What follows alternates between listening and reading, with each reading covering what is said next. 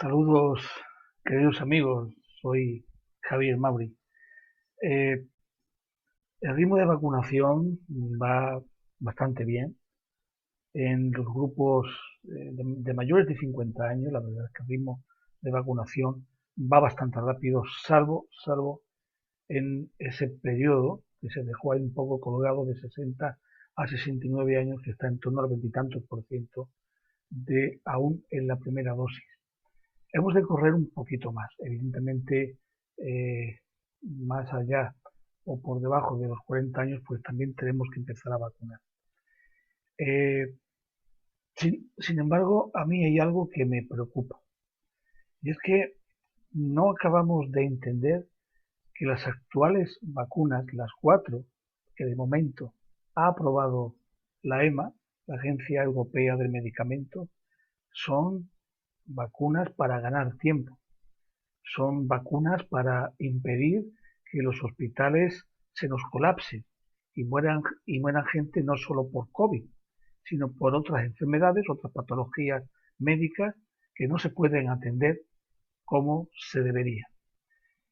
Esas son las misiones, las dos misiones básicamente, de las cuatro vacunas que hay en nuestro país, que hay en Europa.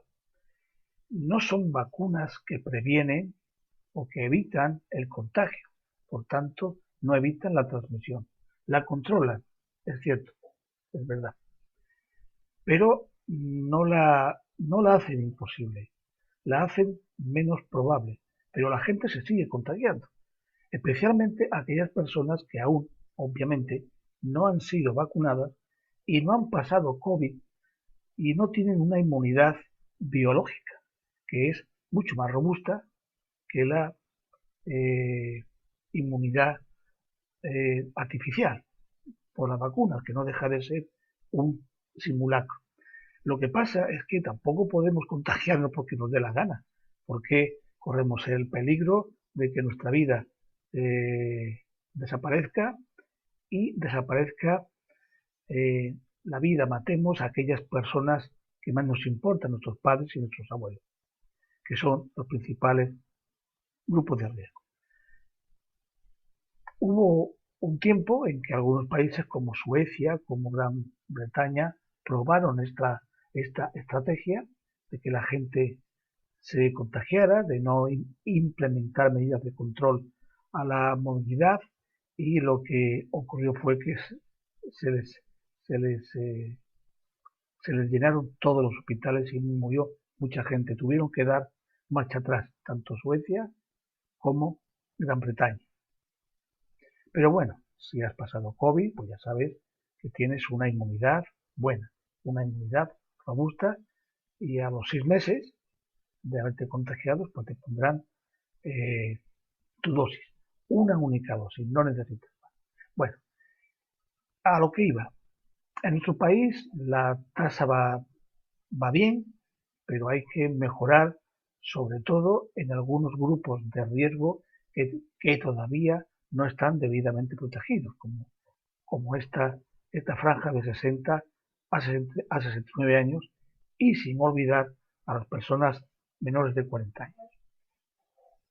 Bien, esto está recogido en la estrategia de, de vacunación del Estado español. Pero no acabamos de entender que aunque nos vacunemos, las medidas de seguridad, al menos ciertas medidas de seguridad, tenemos que seguirlas manteniendo. Y para eso tenemos que ser muy conscientes de cómo se transmite este virus. Es un virus respiratorio. La mayor parte de los virus respiratorios se transmiten a través de las gotículas que expulsamos o a través del aire que se queda en suspensión en un tiempo concreto para luego caer. Eso se llaman aerosoles. Y la principal fuente de contagio son en aquellos lugares cerrados, mal o poco ventilados o sin ventilación, donde compartimos el aire con otras personas.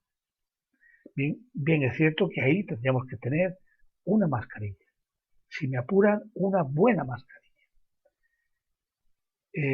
¿Por qué una buena mascarilla? Porque una buena mascarilla sella todo este contorno, que es lo que tenemos siempre que tener en cuenta.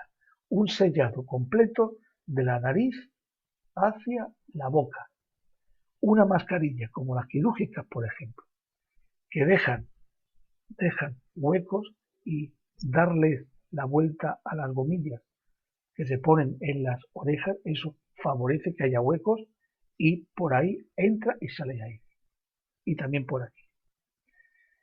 Cada persona tiene un rostro, una estructura ósea facial diferente. Cada persona tiene que buscar la mascarilla que más le selle. Bien, eso tenemos que hacerlo principalmente en locales cerrados, ¿vale?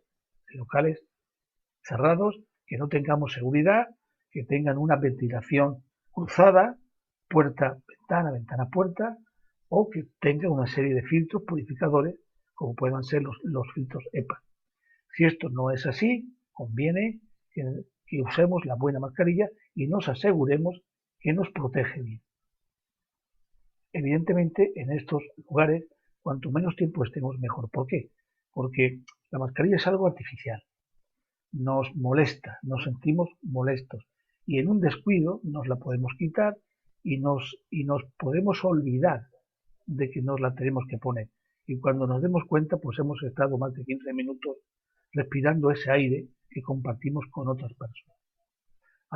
Ahí seguramente nos podamos contagiar. Y también en aquellos lugares donde haya aglomeración de gente, mucha aglomeración de gente, aún en el exterior, de tal forma que no sea posible un distanciamiento de al menos 1,5 metros.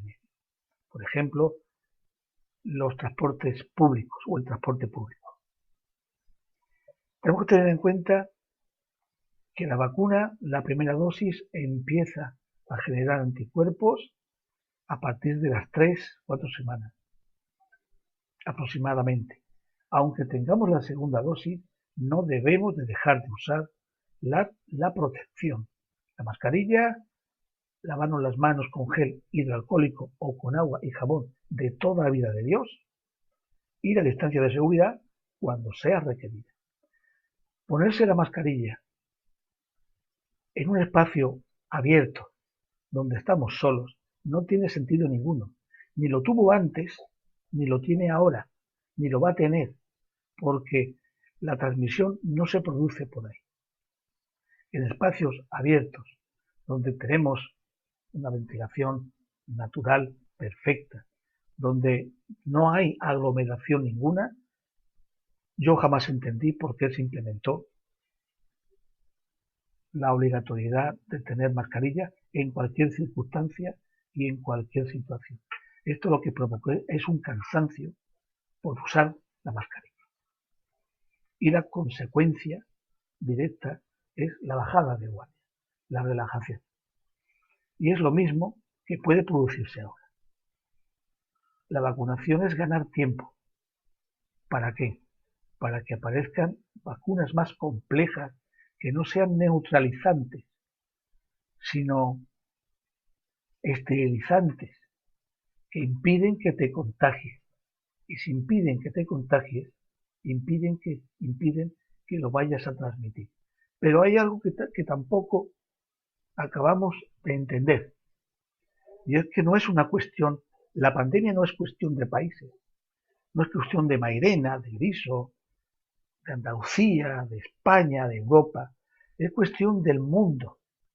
Y si el mundo entero, sus más de 7.000 millones de habitantes, no están vacunados, vamos a permitir que el virus siga mutando y siga generando nuevas variantes. Hay algo que os quiero compartir, no sé si aparecerá, que es esto. A fecha 17 de junio, esas son las vacunas por 100.000 habitantes que se han puesto por continente.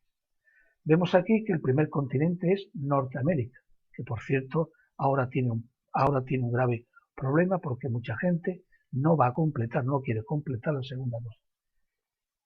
Vemos que hay 68 vacunas por cada 100.000 habitantes. ¿Vale? Bajamos a nuestro continente europeo 58 dosis por 100.000 habitantes. Pero una vez que dejamos el mundo occidental, por así decirlo, nuestro mundo o el viejo mundo, nos pasamos a Sudamérica. Fíjense la gran diferencia que hay. El 34 vacunas por 100.000 habitantes. Bajamos a Asia, 31. En muchos países asiáticos han realizado una estrategia de COVID cero. Intentan que no haya transmisión bajo ningún concepto. Aquí no. Aquí se ha optado en toda Europa por el modelo de convivencia con el virus, que ya sabemos los resultados nefastos que ha dado, tanto en salud pública como en sanidad, como en economía.